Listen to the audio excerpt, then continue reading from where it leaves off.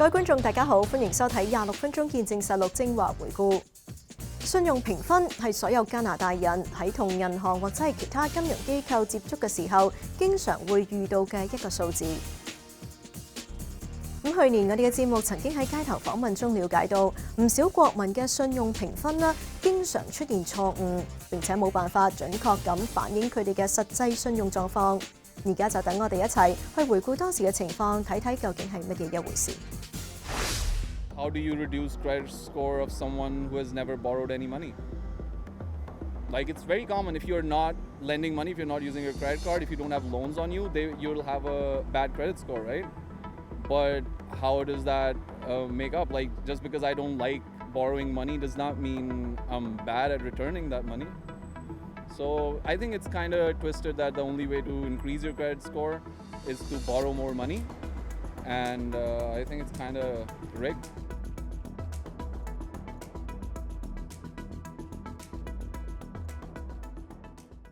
Hello， 我係 Eric 啊，今日有啲咩幫到你啊？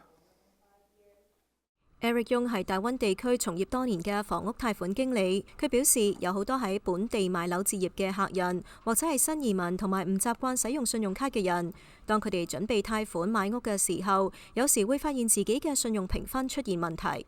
我哋啲客好多時嚟到我哋嗰度，都或者會有少少嘅信譽嘅問題。有好多都知，但係有一部分會唔知嘅。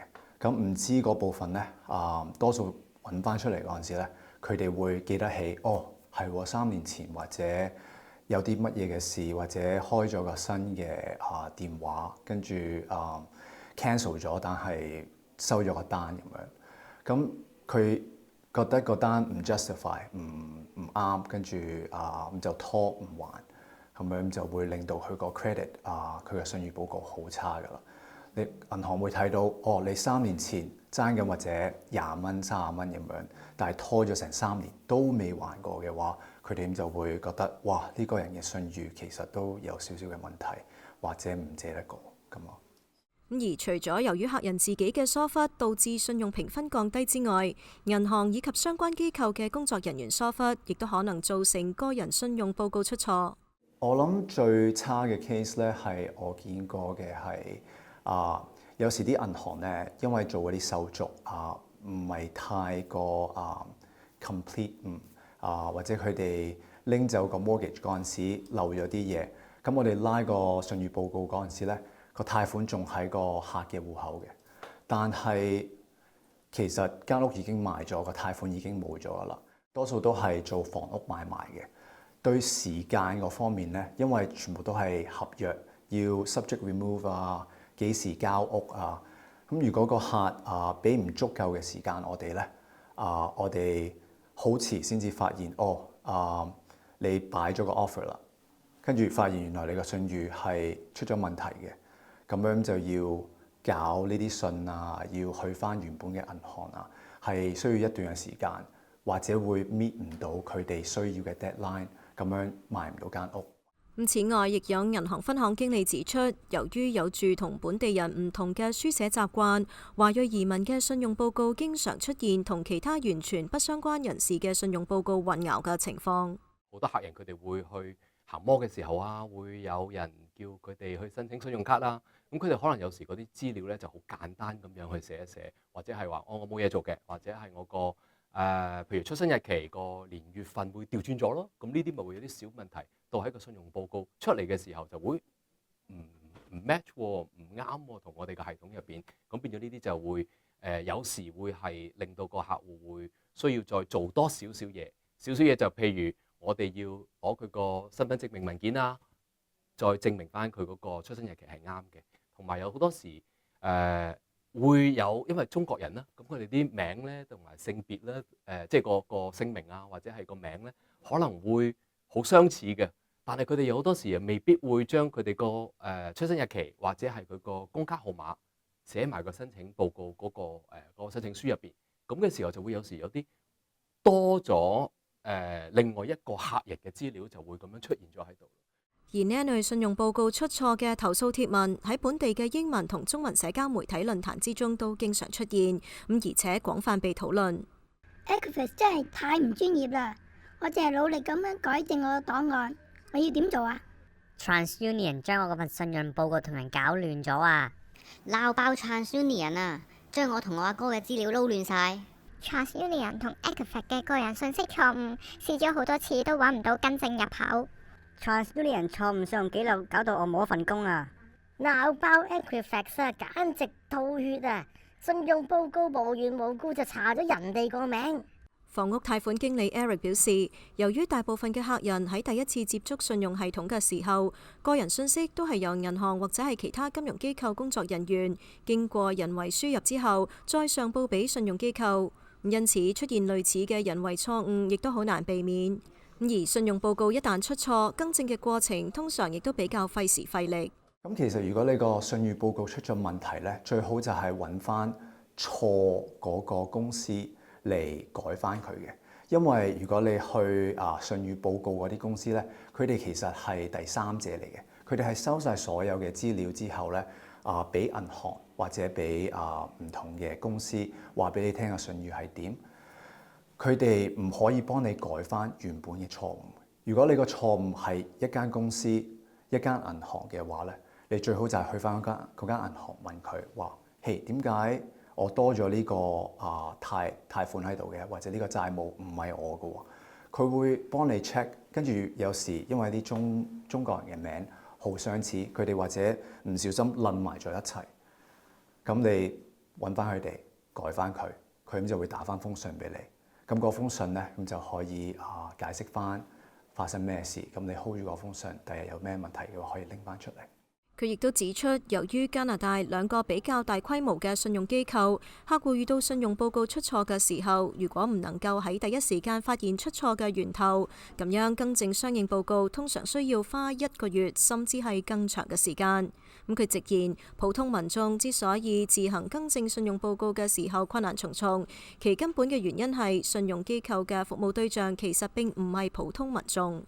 其實信譽報告嘅公司佢哋係可以做多啲 service 嘅嘢嘅，但係佢哋嘅客源其實係銀行。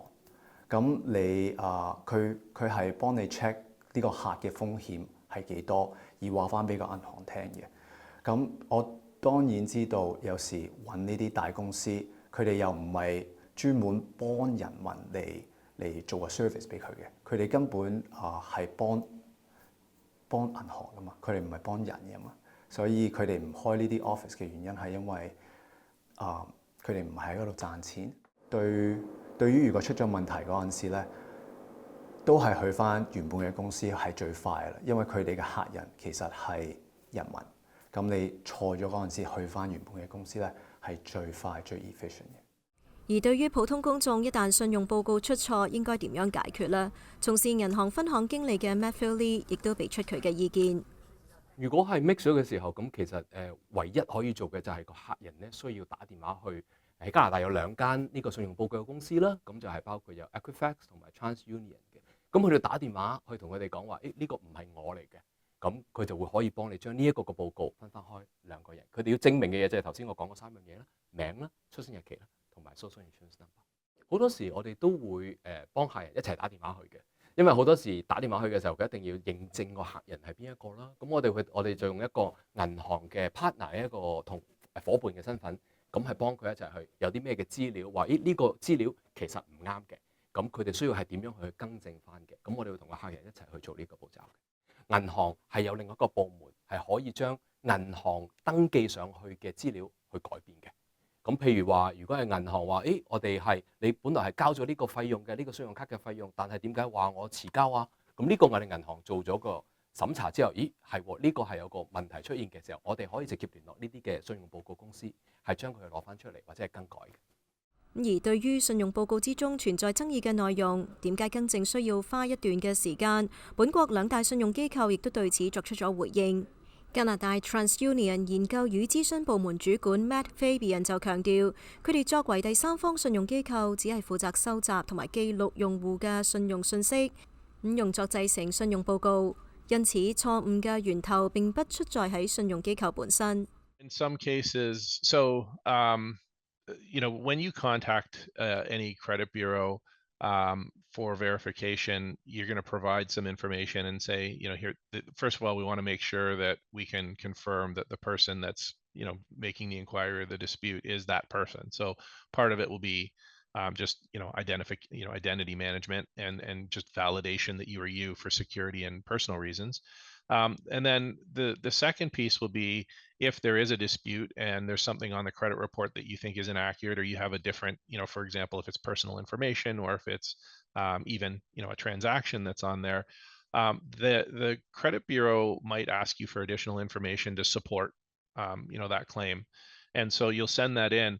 The credit union the credit bureaus can't necessarily change the report on their own, right? We need to contact, in many cases, contact the creditor for verification. So after TransUnion receives that request, they'll either contact the creditor for verification or change they might change the information directly if it doesn't require verification. But in certain cases, depending on the type of inquiry or the type of thing you're asking, they will be required to get verification from the lender. And that in those cases, sometimes that turns into a back and forth where, there's a discussion between the consumer, the bureau, and the creditor, and it can take a long time. 加拿大 Equifax 消費者權益資深合規專員 Julie Kuzmic 亦都對信用報告出現混淆嘅原因作出咗解釋。I first want to start by explaining how it can happen that there could be errors on a credit report. Often, if somebody has a common name and maybe lives in a large condo building, so there are hundreds of people who have exactly the same address, the only thing that is different is the unit number, so postal code, street address is the same, it can happen that the wrong person's data can land on a credit report. So it's relatively rare, but it does occasionally happen.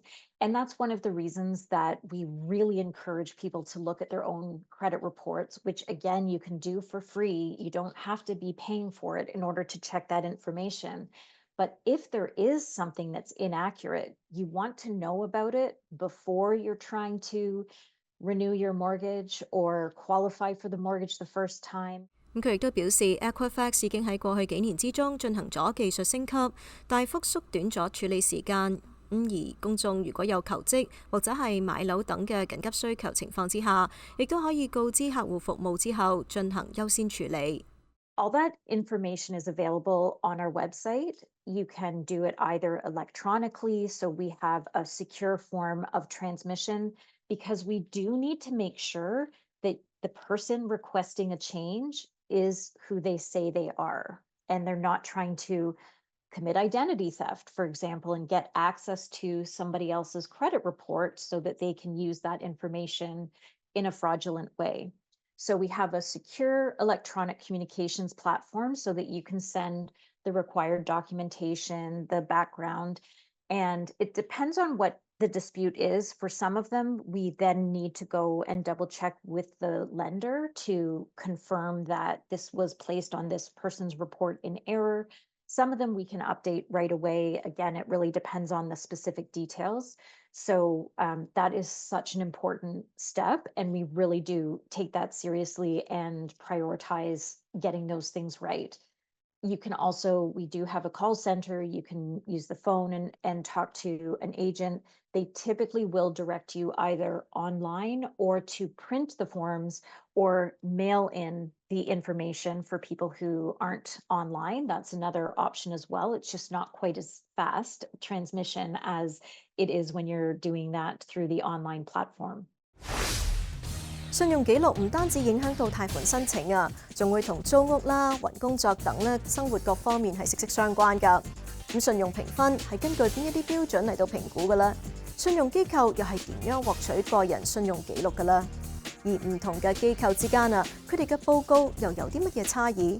我哋下一節翻嚟再睇。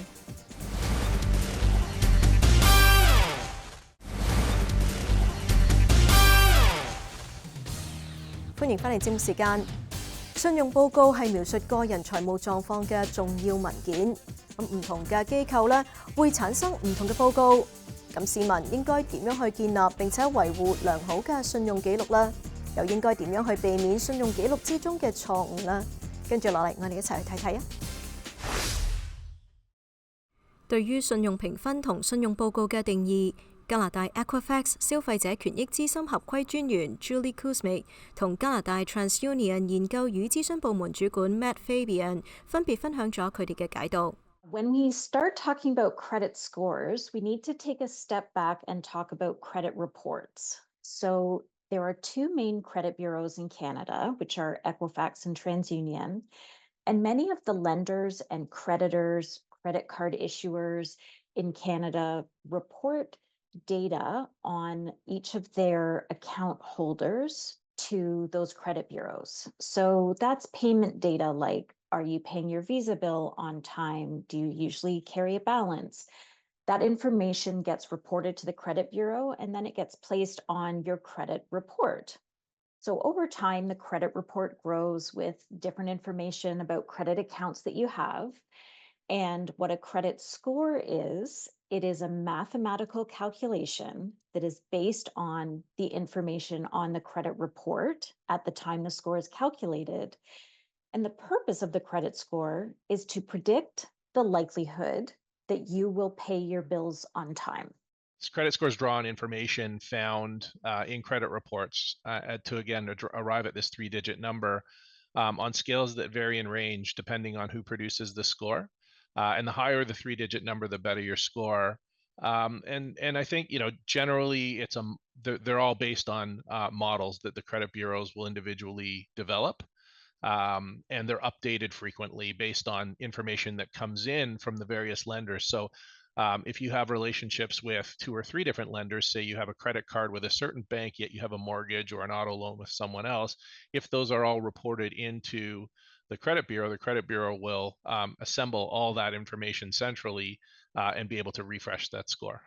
而 Kuzmic 亦都指出，個人信用評分區間係300到900分之間，每個信貸機構有自己特定嘅標準分數線，而信用評分亦都會根據個人嘅信用活動隨時浮動。佢認為公眾不必要過度關注分數嘅變化。Credit scores aren't a judgment of a person or how good a person they are.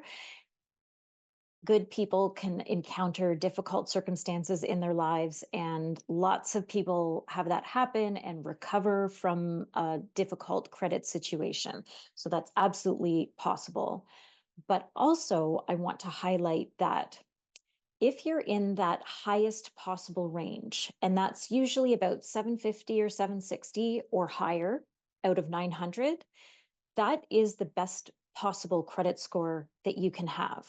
So if you and I, let's say we happen to go to the same bank at the same time and apply for the same credit card, and let's say you have a score of 880 and I have a score of 780, that's 100 points different, but we're both in that excellent range. On the credit score alone, the bank sees us as identical. Even though there is that 100 points between us, it doesn't matter where you are in that range. It's just the fact that you are in that range. And I like to highlight that because there are a number of people who get really concerned. They're tracking their score regularly and they see, oh, something has happened because I went from 860 to 840 and this is terrible.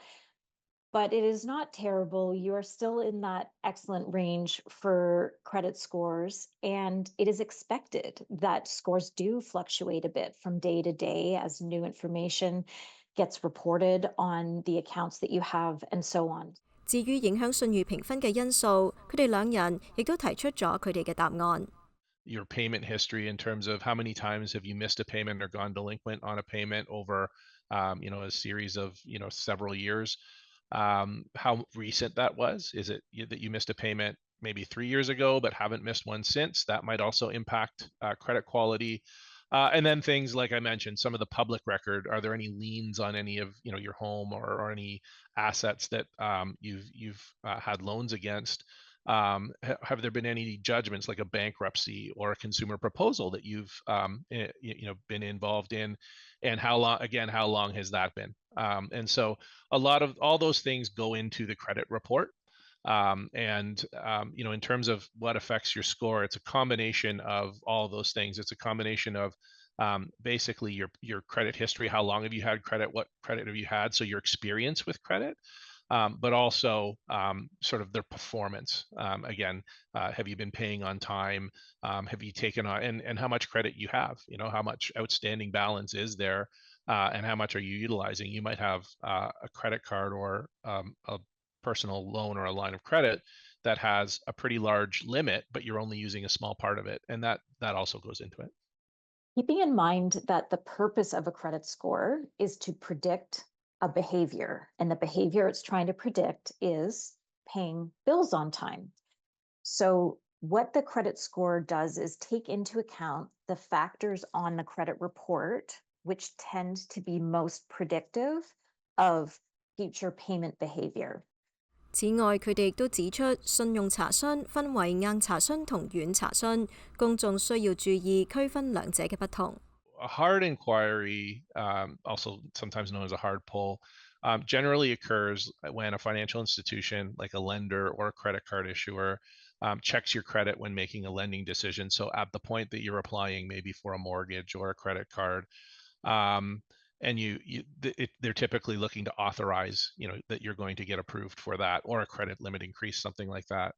And so that will become a record on your credit report. And so a hard inquiry is, will be something that affects your credit score, and it can be something that it will be captured in your credit report, but it could affect your credit score in that it will be something that's recorded because it's you asking formally for credit and whether you're approved or not. A soft inquiry typically occurs when a person or company checks your credit as part of a background check. So sometimes that could be, your rental. For a hard pull, I should qualify that lenders need a consumer's permission to do a hard inquiry. Soft pull, they don't necessarily need it. So in some cases, if you've already got an established relationship, let's say you've had a credit card with a lender for a couple of years, in that case, they will sometimes do what's called a soft inquiry just to check on how your credit is behaving. Is it still the same as it was? Is it getting better or getting worse? A soft inquiry does not necessarily affect your credit report. The inquiry itself will not show up on your credit report, and it doesn't affect your score. And that's the real main difference. A hard inquiry does affect your score. A soft inquiry does not.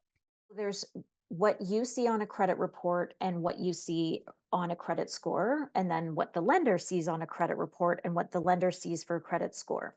So starting with the credit reports, you will actually see more information on your credit report than a lender will see. So there is a difference there, but it's not the difference that many people think that the lender is seeing more than you are. It's the other way around, because as a consumer, there are a number of protections in place where we are entitled to see what information the credit bureaus have about us. And the main difference between the version that you see yourself and the version that the lender will see is that only you can see the soft inquiries that are on the credit report. 而從事銀行分行經理嘅 Matthew Lee 亦都提醒，信用分數同信用報告只係申請信貸嘅重要資料之一。銀行喺審核客戶嘅信貸資格嘅時候，亦都會根據其他相關嘅信息進行綜合評估。其實我哋做貸款咧，通常我哋有個叫做 5C 係5個 C 嘅，咁 credit 係其中一個啦，另外一個就係 capacity， 佢可以還款嘅能力，由佢嗰個收入嚟講，睇下可以還款嘅能力係幾多。另外一個就係佢嘅 character， 呢一個人嗰個嘅本身佢係咪一個成日好準時還錢嘅，定係成日都遲還錢嘅？跟住我哋有個 collateral， 究竟呢一個係咪有抵押，定係一個冇抵押嘅貸款，亦都係有一個要考慮嘅。